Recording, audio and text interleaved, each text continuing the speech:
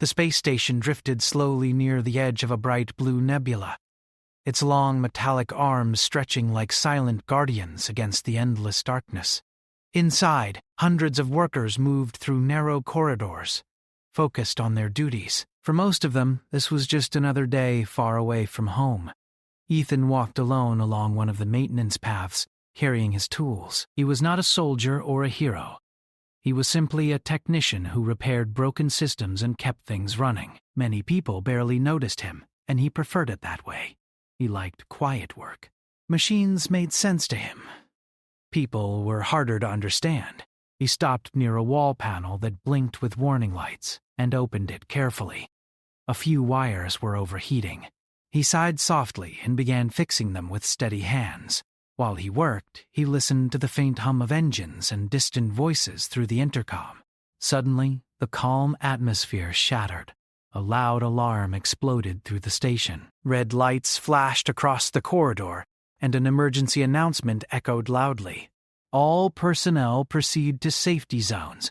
Ethan froze for a moment. His heart began to beat faster. Unknown vessels meant danger. Footsteps rushed past him as workers ran toward evacuation areas. Some shouted, others cried.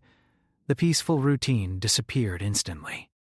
Ethan closed the panel and stood up slowly. Instead of running immediately, he looked toward the ceiling, thinking. If systems failed during an attack, many people would be trapped. Someone needed to keep essential systems working. He moved in the opposite direction of the crowd.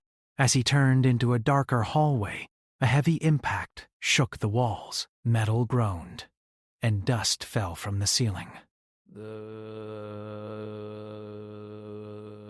The station had been boarded. Ethan swallowed nervously but continued walking. He reached a corner and stopped suddenly. The door ahead burst open. A tall figure stepped through the smoke. The alien woman moved with perfect control, her armor shining under the red emergency lights. She held an advanced energy weapon aimed forward. Her long, dark hair flowed behind her, and her blue-toned skin reflected the flashing alarms. Her eyes locked onto Ethan immediately. The weapon lifted. Ethan raised his hands slowly, trying not to move too fast. For several seconds, silence filled the corridor, except for distant explosions. She studied him carefully. Her expression changed slightly, shifting from cold focus to confusion. The alien woman aimed her weapon at me, then asked, "Why do your eyes seem so familiar?" Her voice was calm but carried deep emotion beneath it. Ethan blinked, surprised by the question. "I don't know," he answered honestly. She stepped closer, her gaze intense. He could see faint glowing patterns near her eyes, almost like energy flowing beneath her skin. "You are not afraid," she observed. "I am," he said quietly, "but panic won't help anyone." Then slowly lowered the weapon slightly. Around them, alarms continued to sound. A new announcement echoed through the station. "Reactor instability detected." Ethan's expression changed instantly. "That's bad," he said. "If the reactor fails, everyone dies." The alien woman turned her head toward the distant sound of the reactor chamber. "You know how to repair it." "Yes," he said quickly. She hesitated for only a second before nodding. Then lead.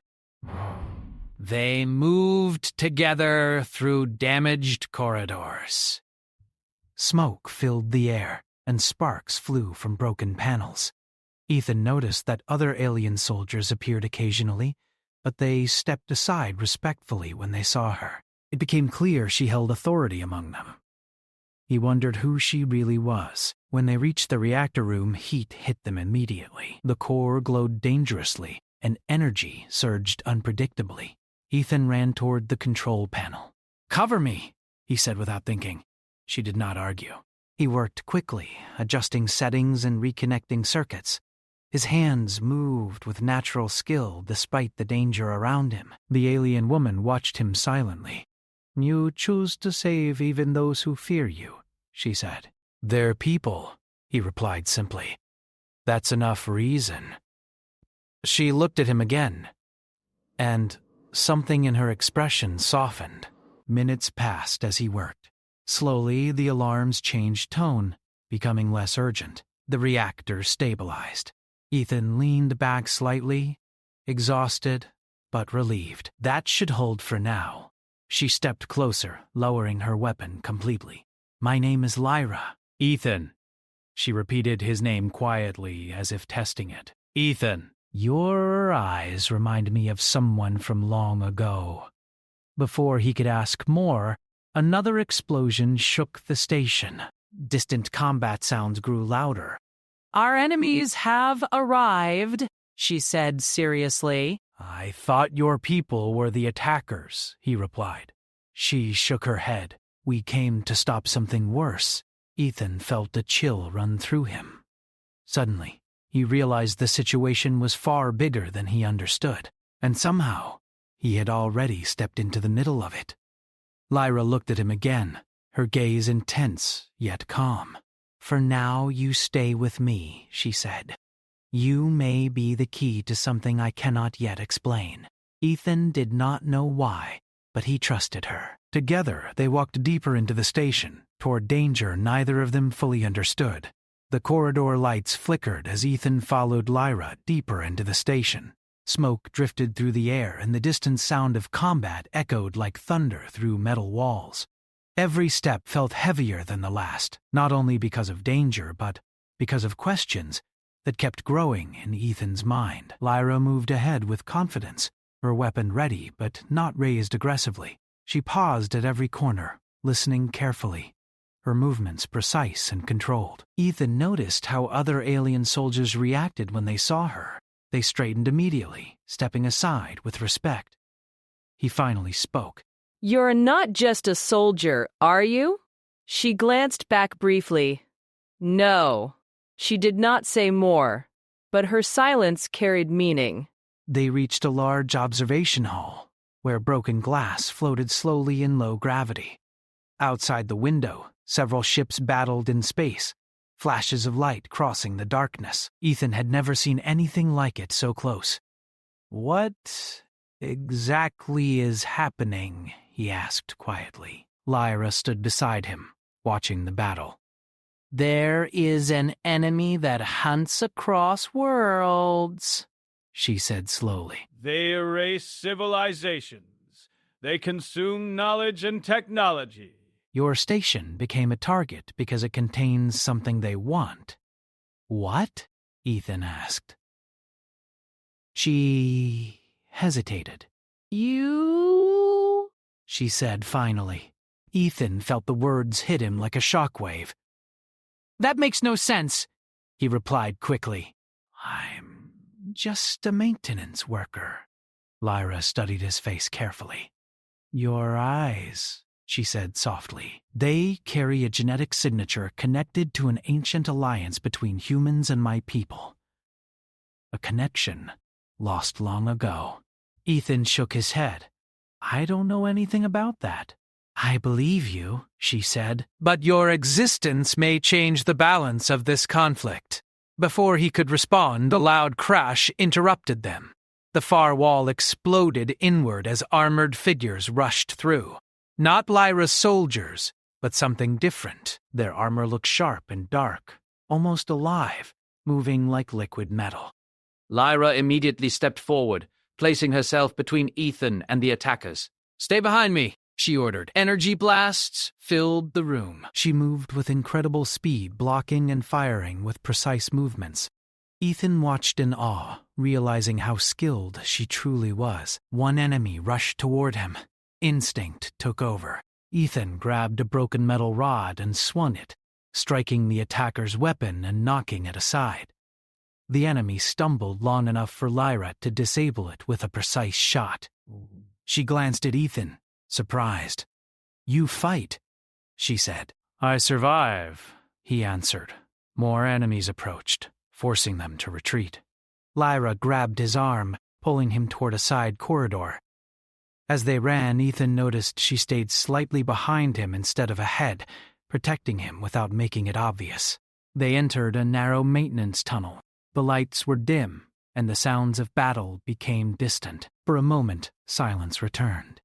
Lyra leaned against the wall briefly, breathing steadily. You Acted without hesitation, she said. I didn't think, Ethan admitted. Well, I just moved. That is rare, she replied quietly. Many freeze when facing the unknown. Ethan shrugged slightly. Machines break all the time. Problems appear suddenly. Maybe I'm used to reacting. She smiled faintly at that. They continued walking through the tunnels. The cramped space forced them closer together, and Ethan felt the tension slowly shift into something calmer. After a while, Lyra spoke again. The person your eyes remind me of was a human warrior who helped my people centuries ago. He saved many lives, including mine, when I was young. Ethan listened carefully. What happened to him? He disappeared, she said softly. Some believe he returned to Earth. Others believe he sacrificed himself to stop a great threat. Your eyes carry the same strength. The same calm. Dies. Ethan felt uncomfortable with the comparison. I'm not a warrior. You repaired a reactor during combat, she said. You faced enemies without training. Strength has many forms. Before he could respond, a sudden vibration shook the tunnel. The station's artificial gravity flickered. Lyra activated a small device on her wrist, checking data. The enemy has reached the central core, she said. If they access the data vault, they will learn everything. What kind of data? Ethan asked. Records of ancient alliances. Technology capable of changing entire worlds. He realized then how serious the situation truly was. We need to stop them, he said. She looked at him, surprised by his certainty. You would help even knowing the danger? You would help even knowing the danger? If they destroy this place, everyone dies. And I don't like bullies. Her expression softened again. They exited the tunnel into a large cargo bay. Several wounded civilians hid behind crates. When they saw Lyra, fear flashed in their eyes. But Ethan stepped forward first. It's okay, he said gently. She's helping us. The civilians relaxed slightly. Lyra watched this interaction carefully. You calm them easily, she said. I just talk, he replied. No, she said quietly. You give them something stronger than fear. They guided the civilians toward an evacuation route before continuing toward the core. As they walked, Lyra suddenly slowed. Do you feel that? She asked. Ethan hesitated. Yes, like pressure. She nodded. The enemy leader is near. The air itself felt heavier as they approached the central chamber. Broken walls and fallen debris marked signs of intense battle. Lyra's posture changed, becoming more protective. Stay close, she said. They reached the entrance. Inside stood a tall, dark figure surrounded by flickering energy. Its presence felt cold and overwhelming. It turned toward them, slowly. And here is the human, it said in a distorted voice. Ethan felt a chill but refused to step back. Lyra raised her weapon. Your hunt ends here, she said. The enemy laughed quietly. You do not understand. The human carries something ancient, something we require. Ethan looked at Lyra, confused. She whispered softly, Whatever happens, trust yourself. The battle was about to begin. And Ethan realized that whatever connection existed between him and this ancient history was finally coming to light. The air inside the central chamber felt heavy, almost alive. Broken metal floated slowly in low gravity, and sparks flashed from damaged systems along the walls. Ethan stood beside Lyra, staring at the dark figure before them. The enemy's presence filled the room with cold pressure, like a storm waiting to break. The figure moved forward slowly, its armor shifting like liquid shadow, its glowing eyes fixed on Ethan with intense focus. "So this is the human," it said, its voice echoing strangely, as if more than one being spoke at once. The signal was correct. Lyra stepped slightly ahead, blocking part of Ethan from view, her weapon lifted, steady and precise. "You will not take him," she said firmly. The enemy tilted its head. "You misunderstand. He belongs to history, not to you." Ethan felt confusion mix with fear. He did not understand why they spoke about him like this. He was just a technician, just a man who fixed broken things. The enemy raised one hand, and energy crackled around its fingers. "Your species once interfered with our expansion," it continued. "A human warrior disrupted our conquest centuries ago. His genetic pattern disappeared until now."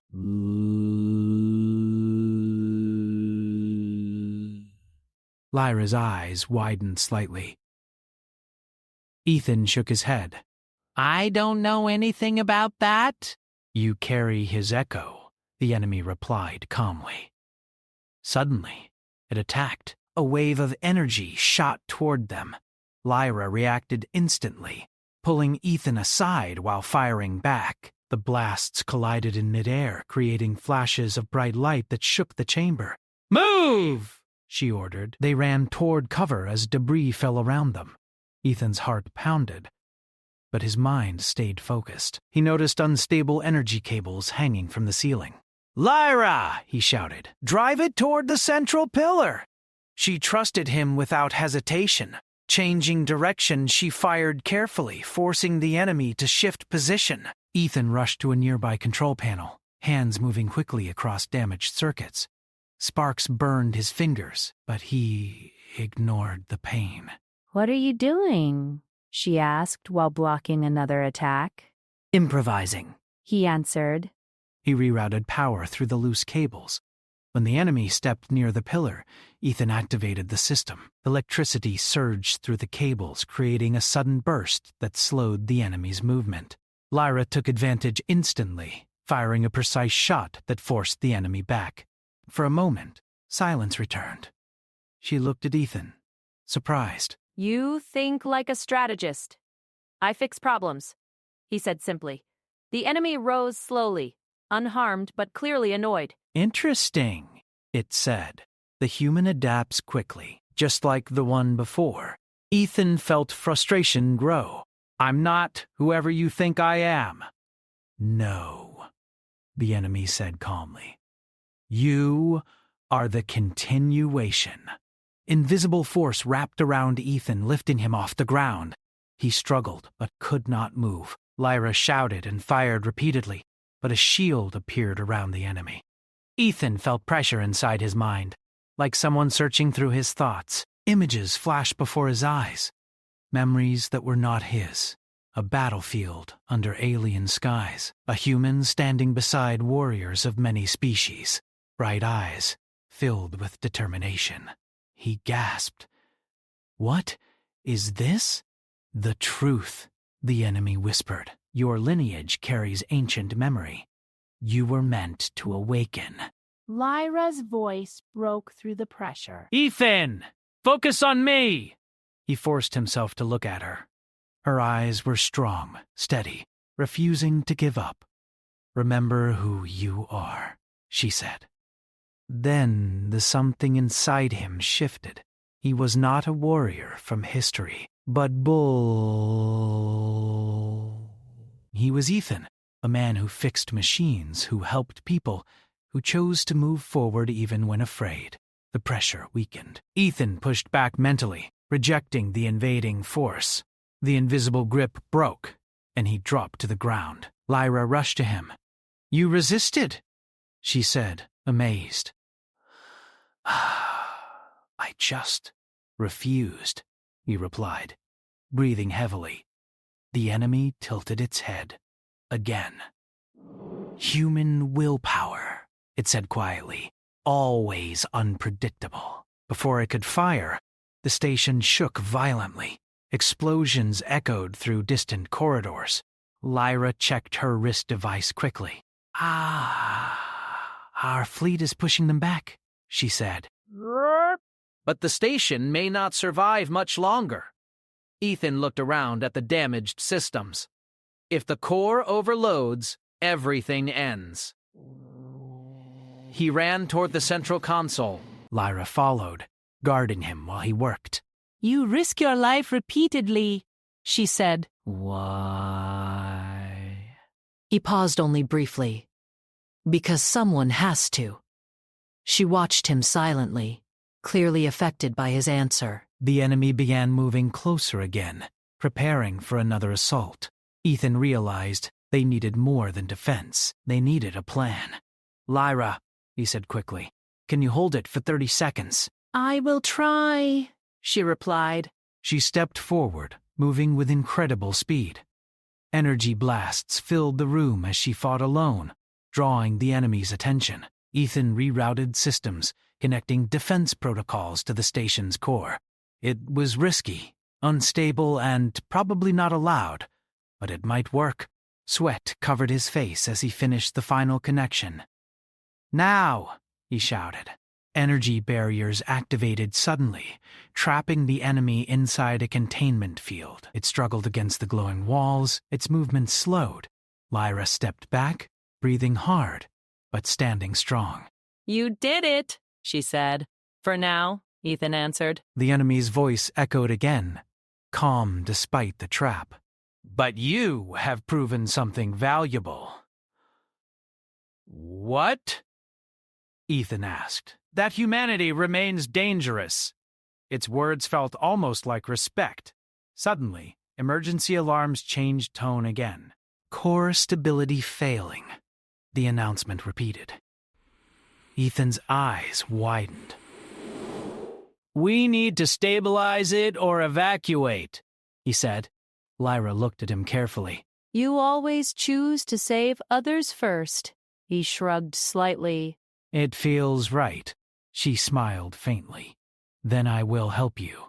Together they moved toward the core once more, leaving the trapped enemy behind. As they walked, Ethan felt something inside him changing.